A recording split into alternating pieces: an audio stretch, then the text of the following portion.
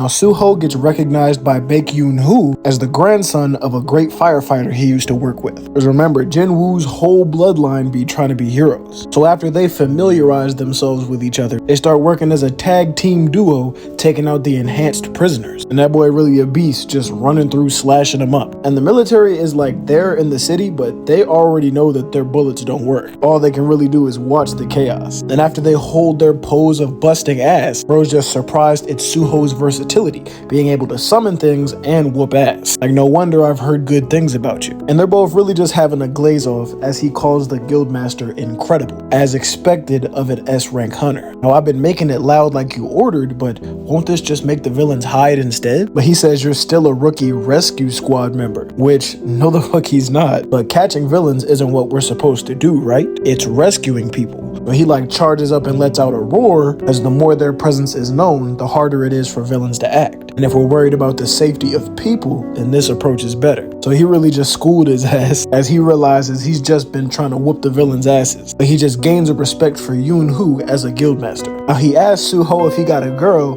Nah, I don't, and says that's perfect. My daughter is single too. This might be the perfect chance to form family ties with Captain Sung Il-hwa, who again was his grandfather. But that's tough, he really just gave his daughter away like that. And then it cuts to the chairman in a helicopter addressing Yoon-hoo's daughter, as she says she's confirmed it. Now I'm not sure what they're talking about, but she helped evacuate the citizens and says I only did what any hunter would do. But amongst the citizens, they're noticing these shadowy monsters, humanoid figures, whatever, they just don't know what they are. And Lim Ta-gyu says, okay, so we can kill them, right? And he opens the door to the helicopter, saying I'll take them out with the rest of the villains. And before the chairman can say anything, he really jumps head first out that bitch. Iteram's apostle still just chilling over here, but as he's approaching the ground, he opens his eye and starts to aim at shit. And they visually show how he's actually locking on, just all across this entire section of the city. Then he pulls back on his bow, sends however many energy arrows flying in whatever directions, and they start tearing all the shadows apart. Now it's tough he's aiming at so many things, and they both see him coming,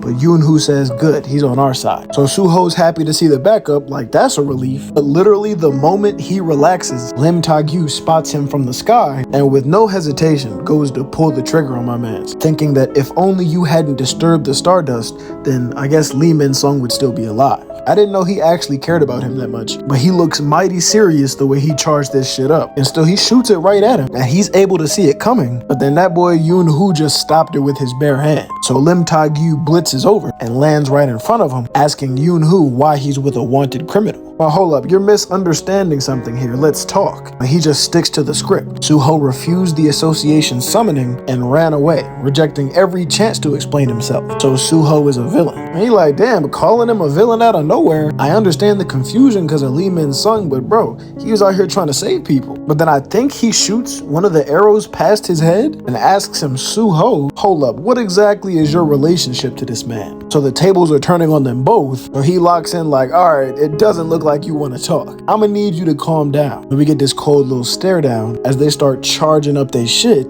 Suho's not sure what to do because he doesn't want them to fight. Then all of a sudden they're surrounded by fire. And Choi Jong-in walks up like, yo, everybody cool down a bit. Why are some hunters fighting each other during a crisis like this? Well, Suho sees they came with a bunch of S ranks on top of the chairman. But Yoon-ho's like relieved, thinking he'll actually be able to talk to them, and vouches for him, saying he's the grandson of the very captain who once helped me. But they all just look at him, and he's like, huh? His daughter's like, bruh, that's not really a good enough explanation. You know that, right? Choi agrees that they need to apprehend Suho, saying that he's a fugitive who betrayed their trust. Still, the Iteram's apostle is just lurking. He's like, see, everybody agrees. Do you plan on defending this criminal? Step aside now, Yoon-hoo. And if you refuse, we'll have no choice but to subdue you first. He's like, damn, I still think we should talk this out. Someone else says, I also believe we should hear him out. Someone steps in front of Yoon-hoo. It looks like everybody's caught off guard and not expecting the chairman to step in himself. I'm not gonna lie, it is a little fulfilling seeing him have to get back to work. I still remember when you was out in the fields. He asked Suho in front of everybody,